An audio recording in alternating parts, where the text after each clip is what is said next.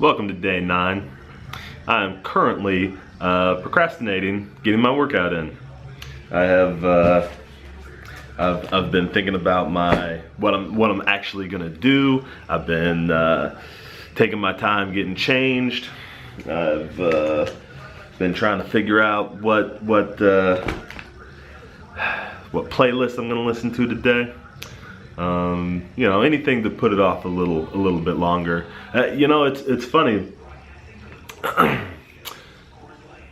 Sunday, the last time I was here, I was kind of dragging and had to push myself in. Today, I don't feel like I'm dragging, but my body is like stiff. Even my legs, particularly, are stiff from doing legs Sunday or going on the bike ride yesterday, whatever the case is. Or both, probably, I guess.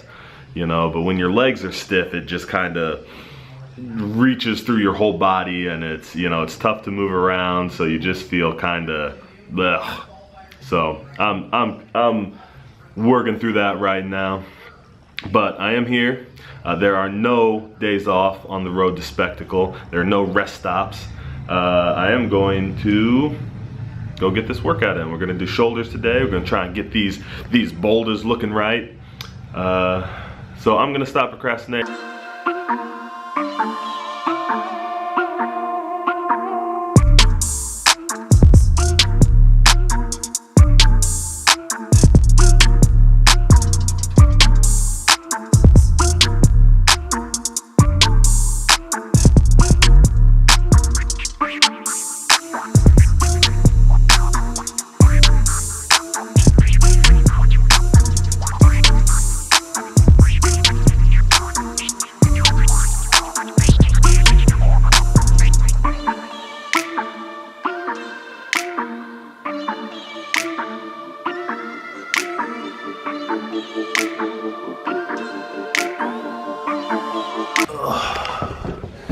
They say that willpower is like a finite commodity. I mean, sometimes though, I think it's more like a muscle. You gotta exercise it. That's what today was. I hit shoulders, but the real workout was my willpower to keep going, to get here, to keep going, to hit the weights, to get that consistency. Now it's back to work.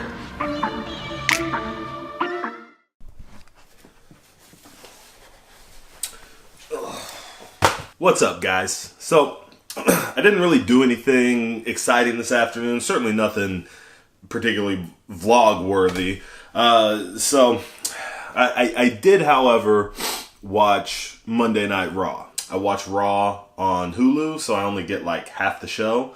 And I thought it'd just be good. Raw is just so bland and forgettable. I don't feel like anything is ever happening on Raw. So what I did was I had a notebook as I watched the show, and I've got some thoughts on stuff. I've definitely got some thoughts. So I'm just going to kind of give you like my thoughts on certain things. This isn't going to be like a comprehensive recap.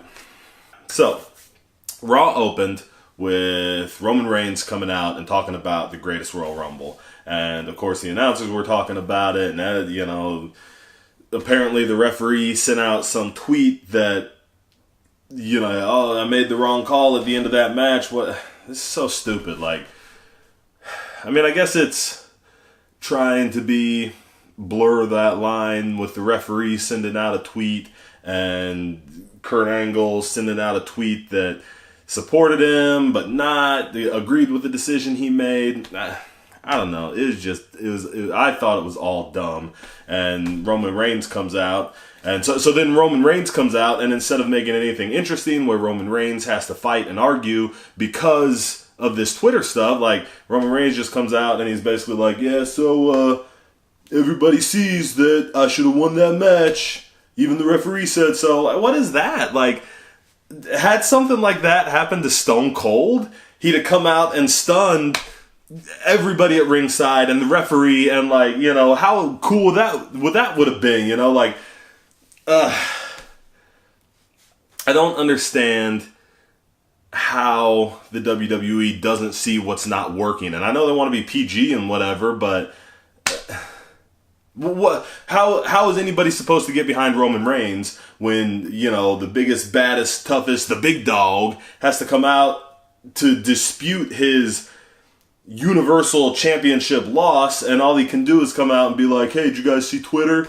Yeah, that was awesome. Yeah, I won that match because Twitter said so. No, it's no wonder he gets booed out of every building he's in, because the company is handling him wrong. And they're just handling... So, Roman Reigns is interrupted by Samoa Joe. A video by Samoa Joe. What?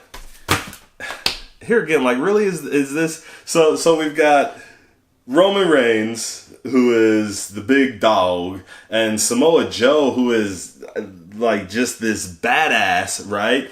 But, they don't fight, because Samoa Joe was on another show, so Samoa Joe's got to cut this video promo that looked like he was in a bathroom, where he's like, I'm coming to get you. I'm going to get you this Sunday, Roman Reigns. No, it's... So after Samoa Joe's video chat, Jinder Mahal interrupts, and he wants a match with Roman Reigns, and Sami Zayn comes out to thunderous applause because they were in Canada, and he wants a match with Roman Reigns, and then Kevin Owens comes out and to even more thunderous applause. I was kind of surprised, actually, that Kevin Owens was more well received than Sami Zayn. I guess it's because Kevin Owens is perceived as the bigger star. I would have expected Sami Zayn to get the better reaction because he's been a face ever. I don't think Kevin Owens has been a face in the company yet. So they do this whole thing. The whoever gets the loudest cheers gets to face Roman Reigns. And do they... I feel like they're obviously still pushing ahead with Roman Reigns as the face of the company. But so you bring out two guys who are clearly going to get cheered over him, and then ask the crowd who they'd like to see beat up Roman Reigns more. How do they not see how this is hurting anything they want for Roman Reigns as a face? If they want Roman Reigns to be hugely popular and to be cheered for beating Brock Lesnar and all this stuff, how do they not see that what they're doing doesn't lend themselves to that? It actually actively works against it in a lot of ways, I think. Then there was a job match for the Authors of Pain. I like the Authors of Pain, but I feel like they're missing something without Paul Ellering. I watched them at NXT, and I thought Paul Ellering brought something. I don't know if Paul Ellering probably doesn't want to go on the road with them full time, or maybe WWE doesn't think they should have managers. That I don't know. I think the Authors of Pain have lost something without Paul Ellering. I'm sure they will still have much success unless they end up like the Ascension. Next, Seth Rollins comes out, and I gotta say, first and foremost, the old school Intercontinental Championship is just beautiful, isn't it? I love the way that belt looks. I always have. I think it's great that that's what the belt still looks like, and it just looks right around Seth Rollins' waist. It's always been the workhorse title and all that kind of stuff, and he's certainly living up to that aspect of it. So, in his promo before Finn Balor came out, Seth Rollins said he does not want to be a champion like Brock Lesnar. I wouldn't say I have a problem with this, but it did make me wonder. So does everybody like maybe is there legit heat for Brock Lesnar in the locker room because of his schedule? Or are they trying to now draw that narrative across the entire show so that these other wrestlers who the fans actually like are calling Brock Lesnar out and turning heat on Brock Lesnar, so that then maybe it translates over when Roman Reigns does it. I don't know. It's we'll have to see where it goes, if it like starts to become a thing, because I think that's weak. I think if you have to get other people, it just shows more weakness in Roman Reigns if now we're having to get the whole company to try and support his storyline. So then we get to the 6-man match: Sami Zayn, Kevin Owens, and Jinder Mahal versus Braun Strowman, Bobby Lashley, and Roman Reigns. The match was fine. Like, all these guys are good performers except for Jinder Mahal, and the match was fine.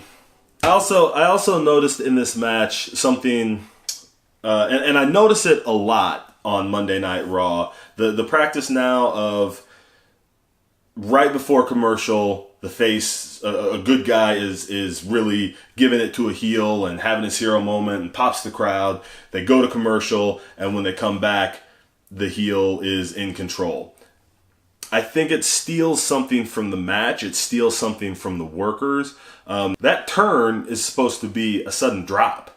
So when you have a face who's beating up a heel, and all of a sudden that heel is able to turn those tables, that's an emotional drop that the fans should be sitting there going, oh man, I can't believe that happened to the face. I can't believe that happened to my guy. I can't believe that happened to him. Whatever the case. So I really think they're making a mistake by not including that. I think that would be much better to be very careful about making sure that happens before. As soon as you don't send the audience away. If you just show Roman Reigns beating up a guy and then go to commercial, what incentive is there for the audience to stay tuned in? Now, if you have Roman Reigns fighting somebody and right before they go to commercial, all of a sudden that guy thumbs him in the eye and oh my gosh, and suddenly, hits him with a move and suddenly takes over, and the announcers are screaming and Roman Reigns just got taken down. He was on such a roll and oh my gosh, I can't change the channel now. I got to tune back in to see what happens to Roman. Is Roman going to be able to come back?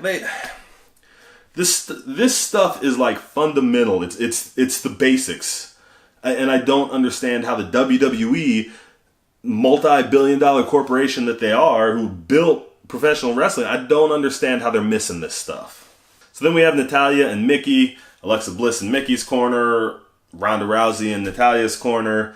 I think it's great that Ronda is there every week. I think Ronda's a big star. I think she really has a lot to bring to the women's division.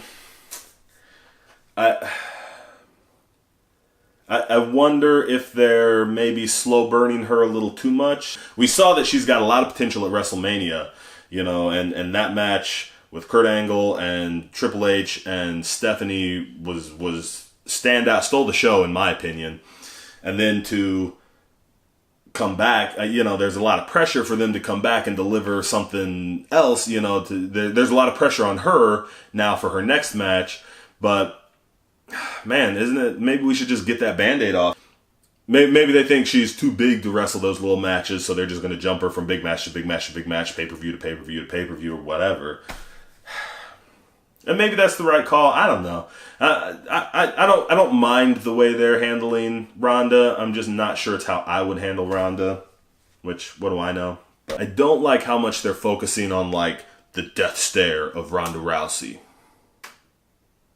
They always make sure and get that shot when somebody ticks her off, when somebody, calls her out, whatever. They're like, oh, we've seen that look before. And it's fine for her to use that as a performer. It could be very much her taking the strap down, when she gets that face in a match. So I don't know that it's a good thing that they're using it and announcing it and making it so obvious. Let's let the fans discover that on their own. I think that's part of the thing that's not working in WWE right now is they're trying to spoon feed everything to the fans. Let the fans discover some stuff. That's why they go so hard for guys like Sami Zayn and Kevin Owens, guys that they discovered without the WWE, guys that they discovered before the WWE, because they like to discover stuff. They like to feel it. When you bring Roman Reigns in and tell us that he's the big dog, as soon as he breaks away from the Shield, nope, we're not taking it. We want to discover him. So then the main event was Rollins and Balor. Great match. Both these guys are really at the top of their game right now. Here again, I question whether or not we should be doing this match over and over again on Raw. We've seen the match several times. They've fought in several, multi-man matches by now. This is a match you can bank on. I mean, this is a match that is going to deliver. This is Brett and Shawn. Shouldn't we be saving this for big occasions? When you need a program is going to be money, instead of just turning it into this long drug out thing that happens every Raw. I don't know. Maybe not. Maybe we just want to get this out of the way and see these guys work as much as possible. I don't. I would much rather see them built with other feuds, and then when they come together, it's time for something special, not just, well, here's this match we'll see 100 times on Raw. I'm going to go ahead and sign off for today. Let me know what you guys thought of Raw in the comments, and if you agree or disagree with any of my thoughts and points, please share down there. Otherwise, make sure you go out and make a mess, keep your room clean, and always, always tell the truth.